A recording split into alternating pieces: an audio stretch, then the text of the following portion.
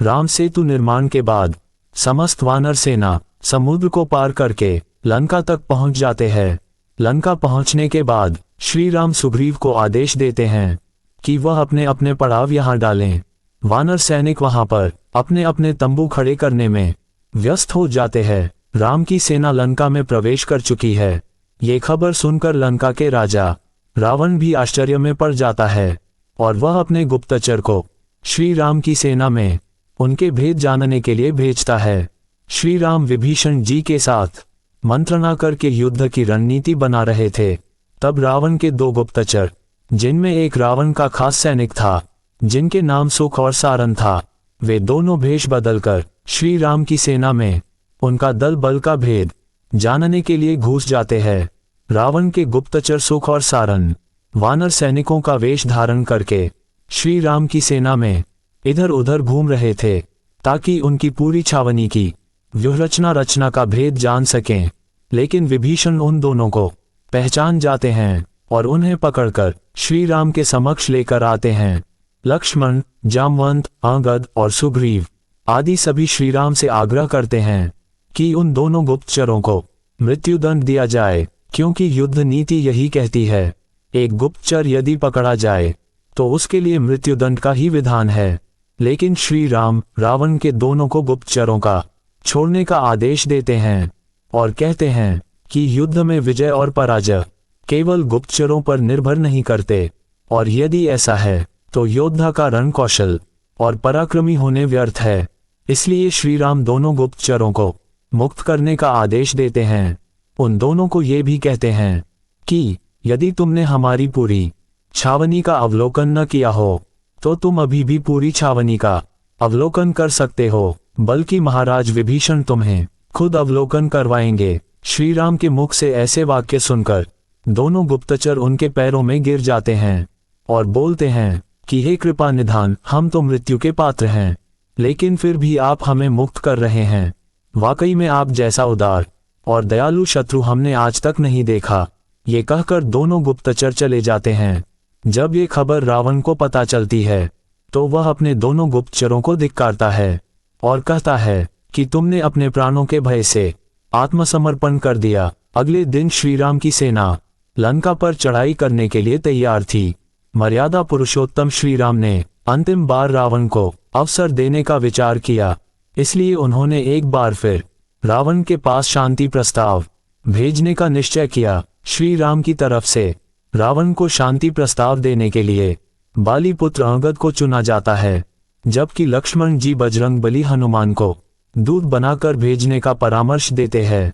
लेकिन श्री राम ने ये सोचकर उन्हें दूत बनाकर नहीं भेजा, क्योंकि वह पहले भी रावण के दरबार में जा चुके हैं। इससे रावण को यही लगेगा कि हमारी सेना में हनुमान के अतिरिक्त कोई वीर वानर नहीं है। युवराज अंगद को शांति प्रस्ताव लेकर लंका में भेजा जाता है।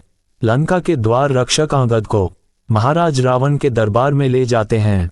रावण के दरबार में अंगद का एक दूत की तरह सम्मान न होने के कारण वह बोलता है, हे रावण, मैं श्री राम का दूत हूँ, इसलिए आपका कर्तव्य था कि मुझे एक दूत की तरह सम्मान देकर मेरे लिए एक आसन की व्यवस्था होनी चाहिए थी, किंतु आपने ऐसा नहीं किया। इसलिए मेरा ये धर्म बनता है कि मैं यहाँ से लौट जाऊं, लेकिन मेरे ऐसा करने से श्री राम प्रभु का संदेश आप तक नहीं पहुँच पाएगा।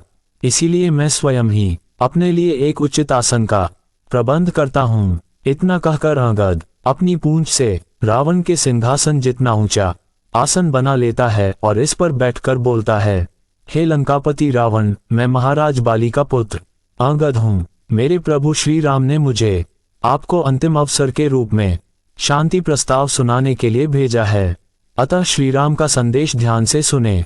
हे रावण, आप त्रिलोक विजयी, अत्यंत शक्तिशाली, भगवान शिव के परम भक्त और परम ज्ञानी हैं। उसके पश्चात भी आपने जगत में निंदा के योग्य कार्य किया है, जिसमें आपने हमारे स्वामी श्री राम की पत्नी सीता का हरण किया है। श्री राम अपने पत्नी सीता को मुक्त कराने और आपको आपके कर्मों का दंड देने के लिए लंका के द्वार तक आ गए हैं, लेकिन उन्होंने आपको अंतिम बार शांति स्थापित करने का अवसर दिया है। श्री राम का कथन है कि आप उनकी पत्नी सीता को सम्मान सहित उन्हें लौटा दे तो वह बिना युद्ध किए वापस लौट जाएंगे और आपकी लंका नगरी भी विध्वंस होने से बच जाएगी।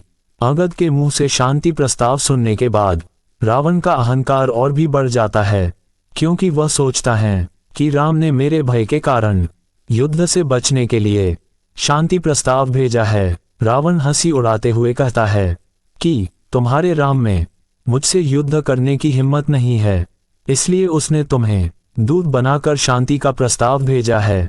अगर सच्चा वीर होता तो सबसे पहले मुझ पर आक्रमण करता, इस तरह बार बार दूत भेजकर अपना अपमान नहीं करवाता। रावण के इस अहंकार का जवाब देते हुए अंगद ने कहा, अहंकारी रावण, श्री राम ने शांति प्रस्ताव इसलिए भेजा है क्योंकि वह सच्चे वीर है। वह नहीं चाहते कि तुम्हारे कुकर्म के कारण लंका के निर्दोष लोग मारे जाएं। और हाँ, यदि आपको अपनी और अपने योद्धाओं की शक्ति पर इतना ही अभिमान है तो मैं अपना एक पैर आपके दरबार में जमा देता हूँ और आपके सभी योद्धाओं को चुनौती देता हूँ कि अगर उनमें हिम्मत और साहस है तो वह मेरे पैर को जमीन से हिलाकर दिखाएं।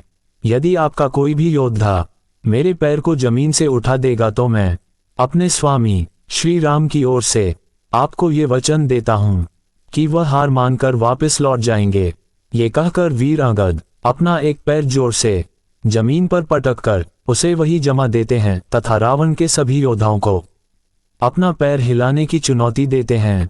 उसके बाद रावण का एक एक शक्तिशाली और महाभट योद्धा आते हैं, लेकिन उनमें से कोई भी अंगद के पैर को जरा सा भी हिला नहीं पाता। रावण का सबसे प्रिय पुत्र और सबसे पराक्रमी योद्धा इंद्रजीत भी अंगद के पैर को हिला नहीं पाता तो ग्लानि से अपने आसन पर जाकर बैठ जाता है। आखिर में जब रावण ये देखता है कि उसका कोई भी योद्धा अंगद के पैर को हिला नहीं पा रहा तो वह स्वयं जाता है। जब रावण अंगद का पैर उठाने के लिए नीचे झुकता है तो अंगद एकदम से अपना पैर हटा लेता है, जिससे रावण का मुकुट नीचे जमीन पर गिर जाता है।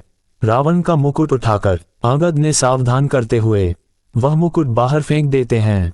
अंत में अंगद कहता है कि हे रावण, मेरी चुनौती आपके योद्धाओं के लिए थी, आपके लिए नहीं। मैं आपको अब भी यही परामर्श दूंगा कि आप सीता माता को सम्मान पूर्वक श्री राम को लौटा दीजिए और उनकी शरण में जाकर उनसे क्षमा मांग लीजिए, तो आपकी असुर जाति विध्वंस होने से बच जाएगी। ये कहकर अंगद उड़कर वहां से वापस आ जाता है। दोस्तों, उम्मीद है कि आपको यह वीडियो पसंद आया होगा। इस पोस्ट को अपने दोस्तों और परिवार के साथ जरूर शेयर करें और वीडियो को लाइक करें, चैनल को सब्सक्राइब करें और भी ऐसे ही वीडियो देखने के लिए